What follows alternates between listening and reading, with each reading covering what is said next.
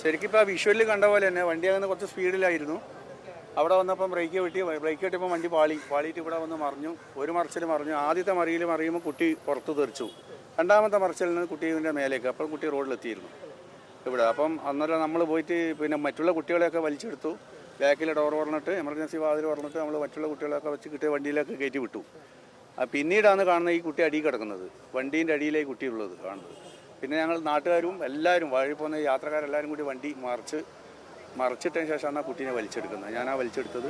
അപ്പോൾ കുട്ടി അന്നേരം തന്നെ പോയ പോലെ ആയിരുന്നു. പെട്ടെന്ന് ഞാൻ എൻ്റെ മോനെയും നമ്മളെ അയൽവാസിയിലെ മൊയ്തീനെയും കൂടെ കയറ്റിയിട്ട് ഹോസ്പിറ്റലിലേക്ക് വിട്ടു. അവിടെ എത്തുമ്പോഴത്തേന് പോയി എന്ന് പറഞ്ഞു കുട്ടി. സാരമുള്ളതല്ല. അല്ല, അതെ ഇതാണ് സാരമായ.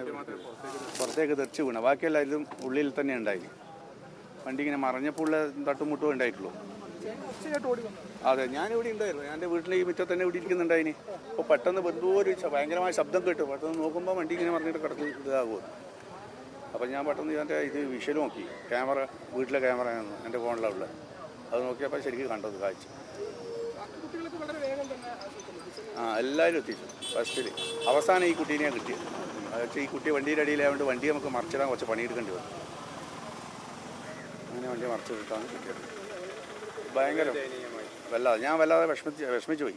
കാഴ്ച കണ്ടിട്ട്, ഈ കുട്ടീൻ്റെ ആ കിടക്കുന്ന കാഴ്ച കണ്ടിട്ട് വല്ലാതെ ഇതായി. അങ്ങനെ സൈഡായി പോയി നമ്മളിവിടെ. ഈ ചേട്ടനാണ് ആദ്യം ഓടിയെത്തുന്നത്. അങ്ങനെ ഓടിയെത്തിയ സമയത്ത് ബസ് മറിഞ്ഞു കിടക്കുന്നു. ബസ് മറിഞ്ഞു കിടന്നപ്പോൾ ഉടനെ തന്നെ വാതിലൊക്കെ തുറന്ന്, എമർജൻസി വാതിലൊക്കെ തുറന്ന് കുട്ടികളൊക്കെ പുറത്ത് എത്തിക്കുന്നു. ഉടനെ കണ്ട വാഹനത്തിലൊക്കെ കുട്ടികളെ കയറ്റിക്കൊണ്ട് ആശുപത്രിയിലേക്ക് എത്തിക്കുന്നു. പക്ഷേ ഈ കുട്ടി ബസ്സിന് അടിയിലായി പോയത് പിന്നീടാണ് കാണുന്നത്. അത് ബസ് അപ്പോൾ ഉയർത്താതെ ഈ കുട്ടിയെ പുറത്തേക്ക് എടുക്കാൻ കഴിയാത്തൊരവസ്ഥ വന്നു.